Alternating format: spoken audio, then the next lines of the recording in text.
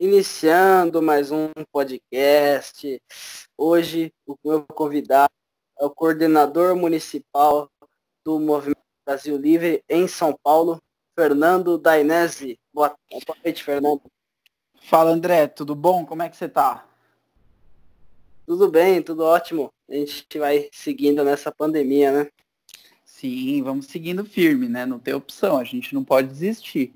A gente tem que seguir em frente e dar o nosso jeito para fazer as coisas, né? Então, conta um pouco de você pra gente aí, né? Conta um pouco da sua trajetória aí no Movimento Brasil Livre, como você surgiu. Cara, eu vou contar o início, que foi quando eu estava fazendo mestrado, né? Eu fiz faculdade de engenharia elétrica. Aí depois, quando eu saí da faculdade, eu resolvi fazer mestrado. E aí, durante o mestrado, eu comecei a ter um interesse muito maior por política do que pelo tema do meu mestrado, né? E aí eu comecei a pesquisar, eu ficava bastante tempo pesquisando coisas do meu mestrado, com certeza, mas eu ficava mais tempo pesquisando coisas de política e indo atrás das informações e me indignando com as coisas que estavam acontecendo no país, né? E eu acho que todo mundo hoje atuante na política nasce de algum tipo de indignação, né? E comigo não foi diferente. Eu pesquisava as coisas do Supremo, tal. E aí eu tive uma brilhante ideia. Falei assim, pô, eu vou fazer um podcast, que nem esse que a gente está fazendo aqui agora. Eu vou fazer um podcast. Daí eu chamei uns amigos da faculdade, uns colegas e amigos, né? Na época eram as duas coisas. E aí eu falei para eles, vamos fazer um podcast assim, assim, mas eu não manjo nada de política. Eu falei, não tem problema, a gente vai fazer um roteiro, vocês vão comentando os casos, ver o que vocês acham e tal. E aí eu fui criando engajando aquela galera tal. E eu vi que o pessoal tava todo mundo muito engajado. E assim, a gente gravou uns 2 episódios e já tinha dado 100 visualizações cada episódio, eu fiquei muito feliz. Teve até aluno da faculdade que foi descobrir o horário e o dia que a gente gravava para ir assistir. Nossa, achei do caramba. E que a gente gravava fisicamente, né, naquela época. E aí, beleza, a gente conseguiu gravar, se eu não me engano, 8, 9 episódios, tá? E aí depois o pessoal deu uma desanimada. Deu uma desanimada, porque sempre ficava naquele mesmo público, toda semana gravava e comentava as notícias, mas acabaram desanimando um pouco, e não só por causa do podcast. Eles não desanimaram por causa do podcast, mas eles desanimaram porque tinha um monte de coisa para fazer na faculdade. E eu também. Eu estava cheio de coisa para fazer, do mestrado e tal. E aí eu tinha que ir atrás de algum tempo perdido, porque eu vou começar a estudar bastante para o mestrado. E aí, beleza, eu deixei um pouco a parte de política de lado, a gente fez uma pausa no podcast, pausa essa que nunca foi retomada, tá? Então acabou aí esse podcast, infelizmente, que deu um trabalho fazer todas as coisas. E beleza, no final do mestrado, que isso aí foi mais ou menos já no final, eu não estava muito com cabeça para estudar as coisas do mestrado, eu queria muito mais pesquisar as coisas de política mesmo, tanto é que eu concluí o mestrado, mas eu não defendi, né? Eu não cheguei a defender, então, portanto, hoje em dia eu não tenho o título de mestre, eu não sou mestre, mas eu fiz o mestrado. Beleza, acabando o mestrado, eu falei assim, terminando ali sem defender, né? Eu falei, poxa, agora eu acho que o ramo que eu tenho que seguir é esse, é uma coisa que eu gosto, uma coisa que eu pesquiso bastante e tal, e eu vou atrás disso. E eu fui abrir um canal no YouTube, um canal chamado Canal do Dainese, que tem até hoje, eu publico conteúdo até hoje. E aí esse canal eu fui crescendo muito devagarzinho, organicamente, eu não paguei um centavo, porque na época eu não tinha dinheiro pra porra nenhuma, praticamente, não sei se pode falar palavrão aqui, né? Tranquilo? Não, beleza, porque às vezes solta alguns. Mas daí, beleza, eu fiz o meu canal e comecei a me inteirar mais de política. Aí eu já estava completamente focado na política. Ficava o dia inteiro pesquisando coisas, o dia inteiro fazendo roteiro de vídeo, gravando e tal. E eu estava muito mais inteirado na questão de política. E eu estava pesquisando sobre os movimentos políticos, e uma das pesquisas que eu fiz, eu tinha achado o canal do Arthur, comecei a assistir o canal do Arthur e comecei a ver os vídeos dele. Ele citava o MBL. Até então eu conhecia o MBL, mas eu não fazia ideia das coisas que fazia. E eu fui pesquisar, fui atrás e eu vi que era um movimento muito bacana, que fazia as coisas, que colocava a mão na massa, que isso que eu acho que é uma das principais características do MBL, né? Colocar a mão na massa mesmo e faz acontecer. E eu achei incrível aquilo na época, né? E aí eu vi que tinha a opção das pessoas ajudarem por doação. Eu falei, poxa, mas eu não tenho dinheiro para ajudar, né? Então eu vi lá que também, eu comentei no Instagram do movimento, eu comentei, pessoal, eu não tenho dinheiro para ajudar vocês, mas eu posso ajudar com a minha expertise, fisicamente, se precisar ir em algum lugar, outra coisa.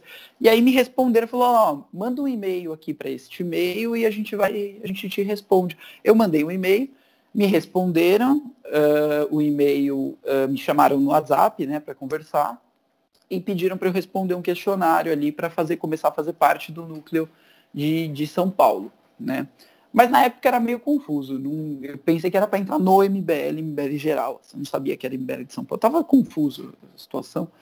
E aí, beleza. Só que essa época coincidiu com o início da campanha do Kim e do Arthur. Exatamente no início. Tanto é que uma semana depois, precisou fazer um membro precisou ir lá na USP, que estava tendo uma coisa lá, que eles estavam fazendo uma gameada, e a gente ia pegar umas imagens para isso. Foi a primeira vez que eu fui. Esse membro era o Mário, meu atual diretor de recrutamento do MBL de São Paulo. E a gente foi lá na USP. Eles tinham cancelado o evento, porque parece que sabiam que ia a imprensa, ia o pessoal do MBL para gravar, tal. O pessoal não fez ali, o evento fez em outro lugar, que era longe de lá. E aí, nesse dia, ia ser o lançamento da campanha do Kim e do Arthur, e o Holiday participou lá na Paulista. O Mário falou, se você quiser ir comigo, eu tô indo lá, tem a galerinha lá, a gente encontra o pessoal e já ajuda. E eu fui. E aí depois que eu fui, depois começou, né? Aí já era. Eu comecei, aí tem toda uma trajetória para eu chegar onde eu cheguei dentro do MBL, mas basicamente o início mesmo, o comecinho foi isso.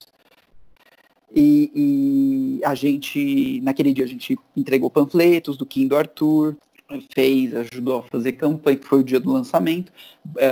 Umas 3 semanas para frente eu fui convidado para ser coordenador da campanha do Kim e do Arthur na Zona Leste de São Paulo. Aceitei, fui. E aí, terminando isso, eu comecei as atividades. Aí, terminando isso que eu digo a campanha, né? Eles ganharam tal, aí eu comecei as atividades com o Núcleo de São Paulo. Aí eu comecei a ajudar no Núcleo de São Paulo. Na época, o Guto Zacarias era coordenador. E aí eu comecei a fazer bastante coisa, e eu cheguei onde hoje estou. Agora, passando para o assunto mais da política mesmo, né? Agora, realmente, iniciando, né, as perguntas. Antes de iniciar as perguntas, só avisar que, caso você esteja vendo no YouTube, o link da página do Facebook do nosso podcast está na descrição. E as arrobas do meu Twitter e do meu Instagram, pessoal, estão aí também, caso você queira me acompanhar no dia a dia. Agora, começando, como você analisa a situação política da cidade de São Paulo aí, com você sendo de São Paulo, paulistano? A situação política da cidade de São Paulo é complexa, porque a gente elegeu um prefeito que não está no poder, virou governador, né? A gente elegeu o João Dória como prefeito e eu tenho que dizer que ele fez coisas boas quando era prefeito e fez coisas ruins. Agora, a pior coisa que ele fez foi ter largado a prefeitura e ter deixado o Bruno Covas à frente da gestão municipal, né? E o Bruno Covas é o típico PSDBista, né? O típico social-democrata, inclusive o raça social-democrata, e loteou a cidade inteira para os amiguinhos, né? Então todas as subprefeituras atualmente estão loteadas em função das eleições. O Covas quer concorrer à reeleição, e dadas algumas pesquisas recentes, tem até chances aí grandes de retomar o poder aí no município de São Paulo. E o Covas, ele é um grande atendedor de grupos de interesse que a gente pode definir como cartéis, né? Por exemplo, a máfia dos táxis, a máfia dos ônibus, e todas as máfias que tem aqui em São Paulo. Covas é o chancelador dessas máfias. Então, a gente, aqui no Brasil, a gente não fala muito máfia, né? A gente fala mais organização criminosa. Mas, basicamente é isso. O Covas, ele, falando numa linguagem muito popular, ele abre as pernas para essas organizações aí e ele acaba deixando passar regulações assim absurdas. Chegou ao ponto, não falando especificamente do Bruno Covas, mas chegou ao ponto de recentemente a Câmara Municipal de São Paulo votar um projeto que ia praticamente proibir o Uber na cidade, em virtude do táxi conseguir ter mais lucro, ter mais ganho, ser um mercado mais mainstream, que assim, não faz sentido nenhum isso para os dias atuais, sabe? Basicamente eles iam encarecer o preço do Uber tão absurdo assim que ia se equiparar o táxi e ninguém mais ia usar o Uber, ou ia usar, mas com muito menos frequência que usa hoje. Mas não só. Se a gente vê os meandros desse acontecimento, uma das coisas que objetivam passar esse tipo de regulação é exatamente a máfia do transporte público aqui na cidade, né? O ônibus, metrô, porque o Uber se barateando tanto fez com que o ônibus, metrô fosse muitas vezes abandonado pela população, porque às vezes o cara ia pagar 4,80, porque muda o tempo todo também o preço da passagem, mas vamos supor, 4,80 ia pagar para andar 3 estações do metrô, quando ia pagar, por exemplo, 6, 7 reais de Uber, entende? Ia ir numa velocidade às vezes maior, ia pegar menos burocracia, não ia ter que comprar passe, não sei o que lá. Então, o paulistano acabava optando pelo Uber. Então, essa foi uma das coisas que você consegue ver um monte de desdobramentos por trás desse tipo de regulação com o Uber, né? Então, o Covas, ele é um grande favorecedor desse tipo de grupos de interesse aqui na cidade, né? Então, hoje em dia, o que a gente tem na cidade? Vamos entender o cenário político, como você me perguntou, porque às vezes eu falo muita coisa. Mas a gente tem uma prefeitura PSDB, que é a favor de todos esses grupos de interesse, que querem manter uma marca de mercado na cidade de São Paulo. A gente tem uma Câmara Municipal completamente comprada ou vendida, como preferir chamar, acho que até vendida é um termo melhor, né, que significa de 55 vereadores que a gente tem aqui, 50 estão junto ali, né, com esses interesses, votam junto com esses interesses, são vereadores que não têm ideologia, eles têm interesses, tá?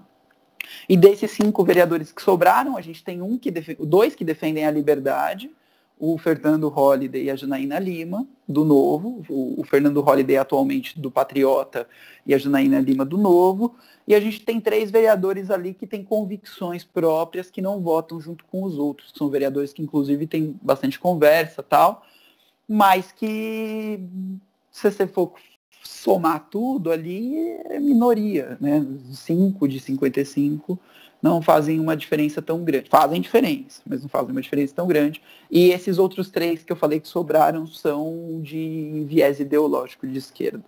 Por mais que eles tenham convicção e não ajam de acordo com a organização criminosa, ajam de acordo, tem as suas ações ali de acordo com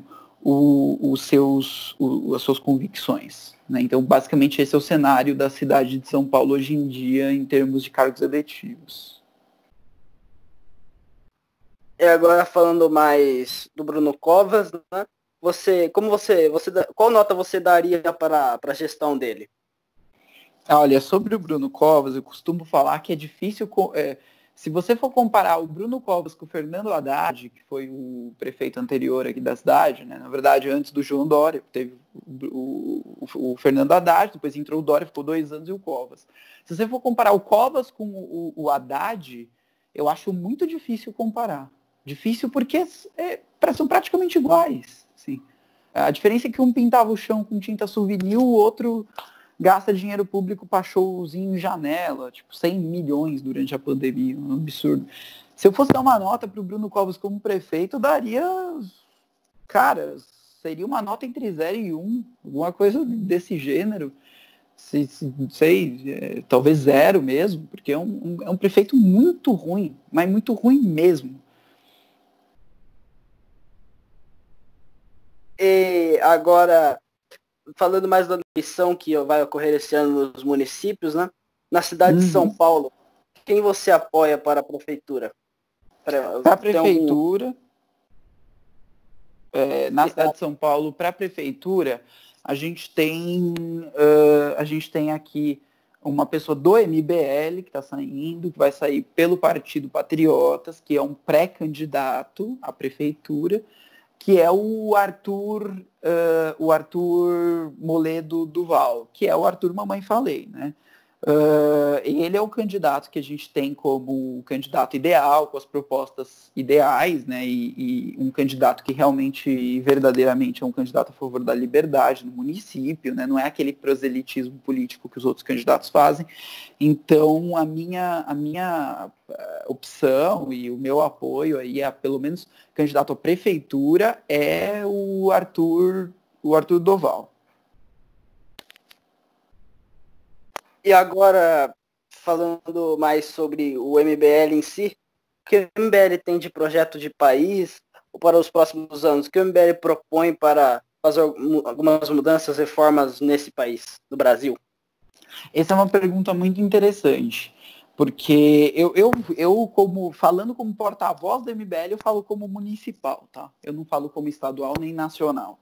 Mas uma principal diferença entre o MBL e outros movimentos ou alguns partidos aí é que tem muitos movimentos no Brasil de destruição, que eles pregam a destruição de alguma coisa. Vou dar um exemplo para você.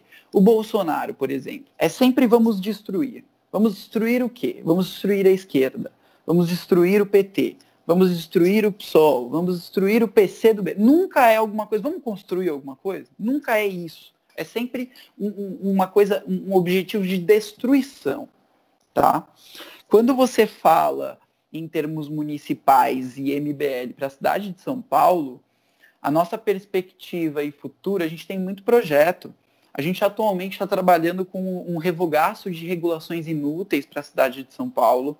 Isso é uma coisa bem bacana. Tem muito empreendedor na cidade de São Paulo que está engessado, que vem e fala, não consigo, é muita regulação, cola um fiscal ali, 10 mil de multa, me fecha o meu negócio. Entende?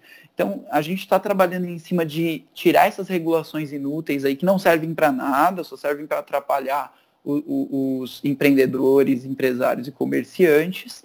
Essa é uma das principais frentes que a gente está atuando, e tem frentes propositivas também.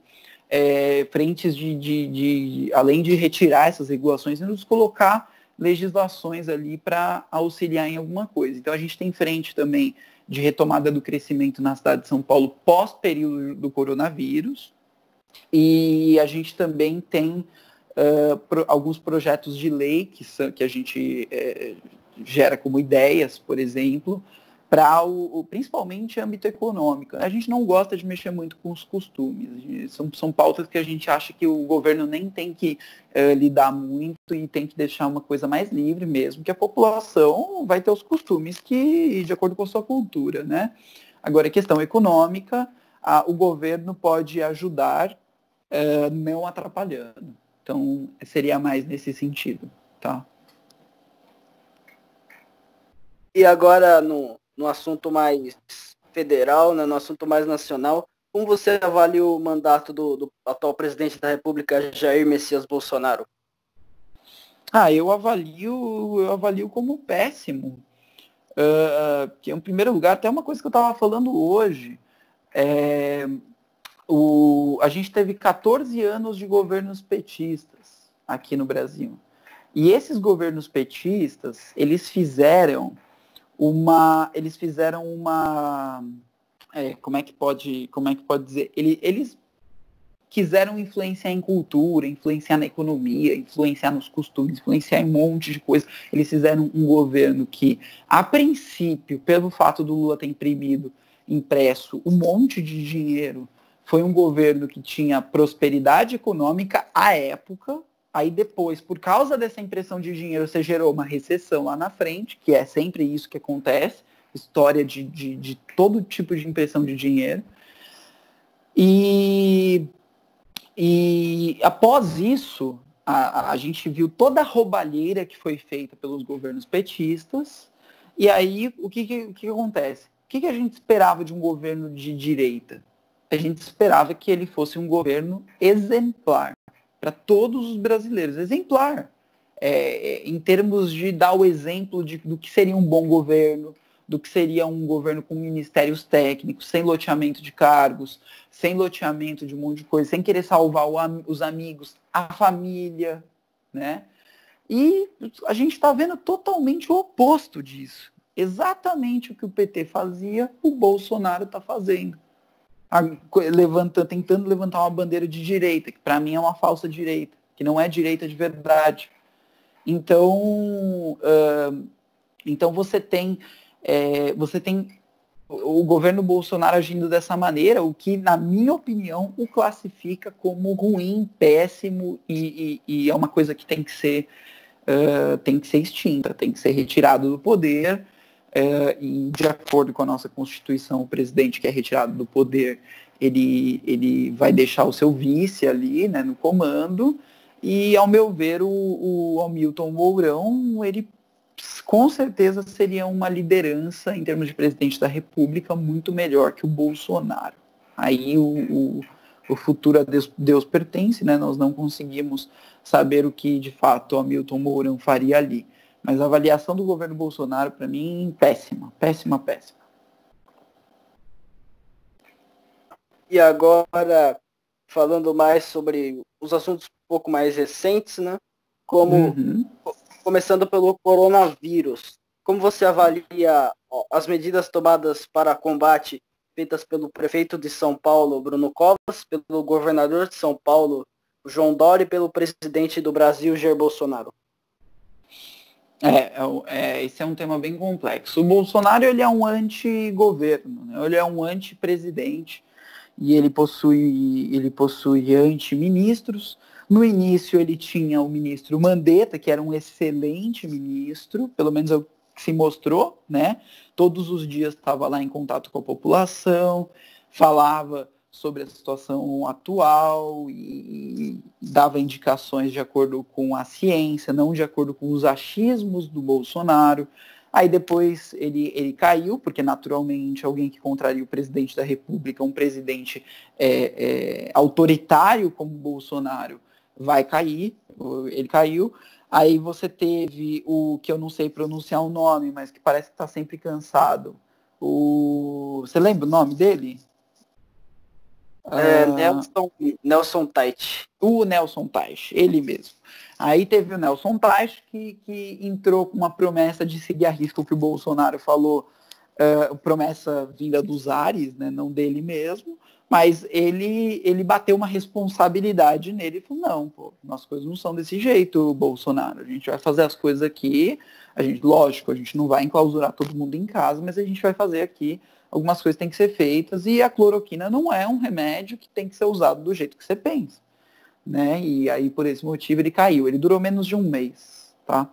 Isso durante a pandemia. O Brasil é o único país que trocou 3 vezes de ministro durante a pandemia, de ministro da saúde. Se você olhar o mundo inteiro, nenhum país fez isso, só o Brasil, tá? Beleza, o Teich saiu e agora a gente tem alguns militares ali, 50 militares alocados dentro do Ministério da Saúde, mais um militar que teoricamente é responsável pela pasta. E esse militar provavelmente vai fazer alguma coisa que o Bolsonaro quer, alinhado com alguns princípios do Exército, não acho que seja grandes feitos, então eu considero péssima a gestão do governo federal com relação ao coronavírus, tá? Aí a gente saindo de governo federal, a gente vindo para estadual, João Dória. O João Dória, ele tentou capitalizar em cima de tudo de errado que o Bolsonaro fez. Então, ele tomou algumas medidas que eram impopulares, mas que precisavam ser tomadas, que medidas de fechamento, de restrição e tal. precisavam ser tomadas. Não estou falando que foi da maneira correta, tá? Não, no meu ver, não foi da maneira correta, mas ele fez isso. E o problema do Dória é que ele não podia fazer uma coisa muito fora do que o Bolsonaro estava fazendo. Ele polarizava, não podia polarizar tanto, porque isso ia deixar a população muito enfurecida. Então o Bolsonaro é o grande responsável, né? Mas você pega o Dória, ele tentou fazer algumas medidas e mesmo assim foi muito achincalhado por isso. E mais para frente você teve o Dória capitalizando basicamente em praticamente todos os discursos que o Bolsonaro fez. Todos os discursos que o Bolsonaro fazia, o Dória ia lá mais tarde, capitalizava em cima, capitalizava em sentido de mostrar para o Bolsonaro quem que é a pessoa responsável aqui, quem que é o líder de verdade, esse tipo de coisa, né? Eu não tenho uma avaliação tão boa assim da gestão do Dória, mas ele pelo menos tentou fazer alguma coisa, tá? Não foi que nem o Bolsonaro, que foi completamente... Não pode nem se falar que completamente inútil na história, porque ele foi um antipresidente durante a questão do coronavírus. E a questão do Bruno Covas é muito fácil falar. Muito fácil falar porque o Covas não fez nada. Ele não fez nada. Ele foi na bota do Dória. Ele ia lá para o Palácio dos Bandeirantes durante todas as coletivas. Ele ficava referendando as coisas que o Dória falava, né?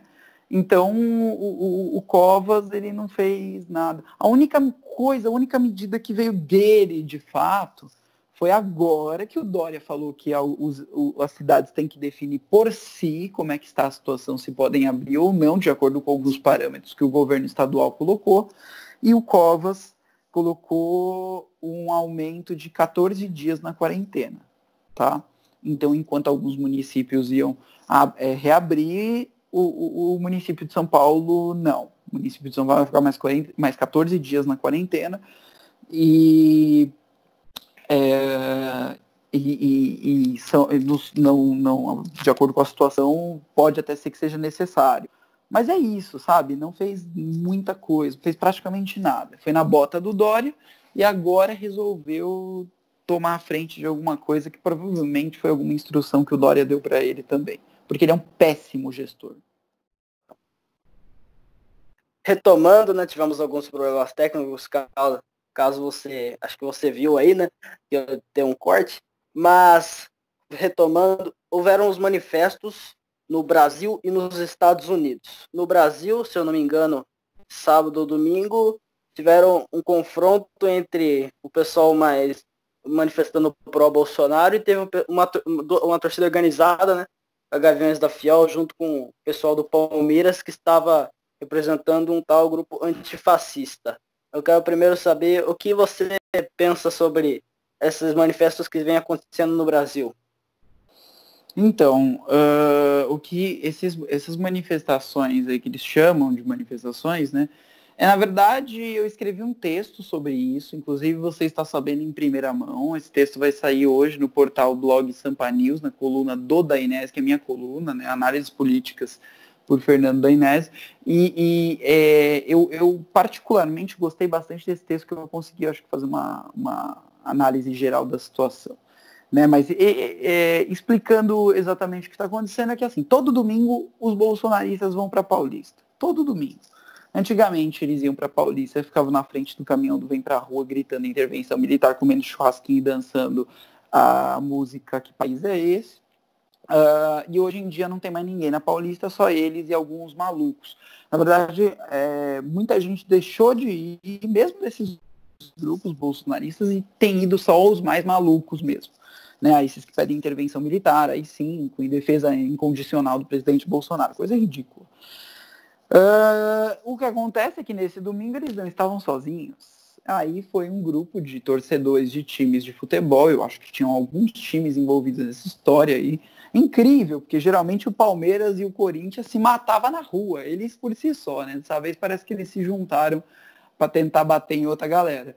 E aí eles foram lá para Paulista e claramente liderados por movimentos esquerdistas, entrar em confronto com esses bolsonaristas, gritando democracia tentando enfiar porrada nos bolsonaristas. Foi basicamente isso que aconteceu. A polícia, com o uso da força, utilizando balas de borracha, gás lacrimogênio, bomba de efeito moral, spray de pimenta, conseguiu conter a situação, né? E agora, acho que a polícia está muito mais de olho nessas manifestações. Eu acho difícil esse tipo de coisa voltar a acontecer, porque não sei se o ouvinte sabe, a pessoa que está ouvindo a gente sabe, mas para você fazer uma manifestação, você tem que protocolar na polícia militar, né?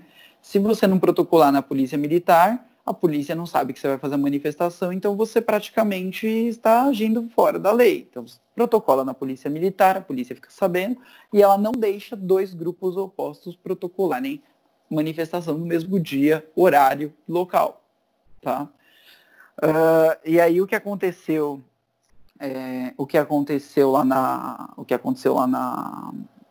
lá na Paulista esse domingo foi esse confronto. A polícia pacificou os ânimos, mas que basicamente dois grupos, um grupo que luta por hegemonia bolsonarista totalitária e outro grupo que luta por hegemonia esquerdista totalitária, enfiando a porrada uns nos outros, né? Que é exatamente o sentido de um totalitarismo, né?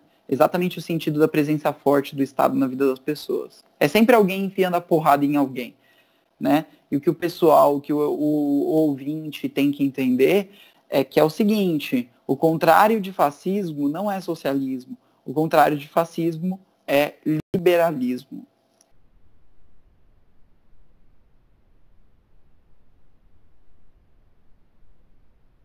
E sobre os Estados Unidos, o que vem acontecendo, né, nessa semana, nesses dias, sobre a morte do George Floyd, que foi morto por um policial, e nos Estados Unidos inteiro, né, vem tendo manifestações. O que você pensa sobre essas manifestações? Então, eu não tenho conhecimento tão amplo para te falar o que eu penso sobre isso. Assim, a situação nos Estados Unidos é uma situação que vem de tempos, né, com respeito a esse tema. Não é uma situação que aconteceu do dia para a noite. Essa polarização entre racistas ou algum outro grupo que se diz antirracista vem há muito tempo se acumulando, né, um acumulando ódio do outro, e agora parece que foi o estopim, a morte deste cidadão, né, foi o estopim, e aí começou todo esse caos lá nos Estados Unidos.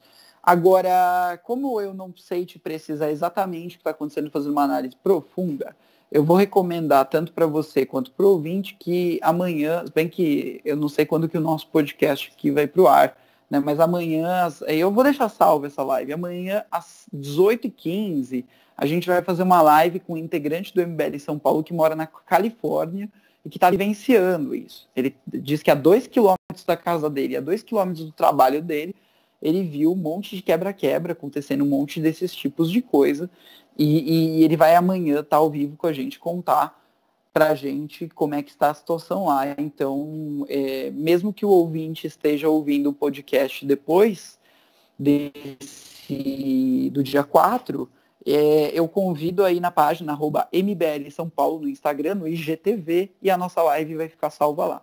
Né? Então vai poder ter saber bem o que está acontecendo e como é que anda a situação por lá.